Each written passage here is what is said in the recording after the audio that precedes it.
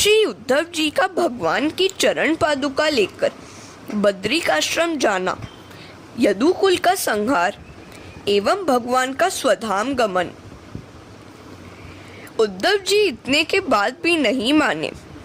वे कहने लगे कि मैं आपके बिना बद्रिकाश्रम कैसे जा सकता हूँ। सो भगवान ने उनको अपनी चरण पादुका दी। अब उद्धव को लगा कि भगवान उनके साथ है। श्री कृष्ण को हमेशा अपने साथ रखो, परमात्मा के सानिध्य का सतत अनुभव करो।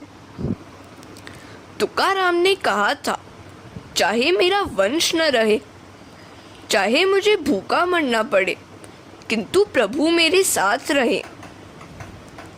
उद्धव बद्रिकाश्रम आए, उनको सद्गति मिल गई और वे कृतार्थ हो गए। फिर यादवों के विनाश की कथा सुनाई गई। द्वारिका लीला की समाप्ति के समय पंढरपुर में पुंडलीक भक्त हुआ, जिसे कृतार्थ करने के लिए द्वारिकानाथ विट्ठलनाथ बने। पुंडलीक घर में से जल्दी बाहर नहीं आया। भगवान की कमर में वेदना होने लगी, सो वे कमर पर हाथ रखकर खड़े रहे। भगवान कहते हैं, कभी निराश ना होना, मेरी शरण में आओ, मैं तुम्हारे लिए हमेशा खड़ा ही हूँ। वे कटी पर हाथ रखकर यही सूचित करते हैं कि उनकी शरण में जाने वाले के लिए संसार केवल कटी भर ही गहरा है। उतने जल में कोई डूब नहीं सकता। अपने पापों का प्रायश्चित करके मेरी शरण में आओगे तो संसार सागर से तर जाओगे। श्री कृष्ण साक्षात परमात्मा है।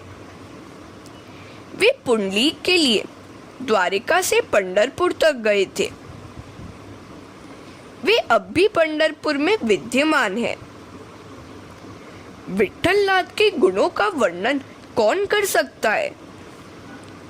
नेति नेति कह वेद पुकारे, सो अधरन पर मुरली धारे। शिव सनकादिक अंत न पावे, सो सखियन संग रास रचावे। सकल लोक में आप पुजावे, सो मोहन व्रज राज कहावे। महिमा अगम निगम जही गावे, सो जशोदा लिए गोद खिलावे। जब तब संयम ध्यान न आवे, सोई नंद के आंगन धावे। शिव सनकादिक अंत न पावे, सो गोपन की गाय चरावे। अगम अगोचर लीलाधारी, सो राधावश कुंज विहारी। जो रस ब्रह्मा दिख नहीं पायो, सो रस गोकुल गलिन बहायो। सूर सुयश कही कहा बखाने, गोविंद की गति गोविंद जाने। हरे राम राम राम हरे हरे, हरे कृष्ण कृष्ण कृष्ण हरे हरे। एकादश स्कंद समाप्त। हरे कृष्णा।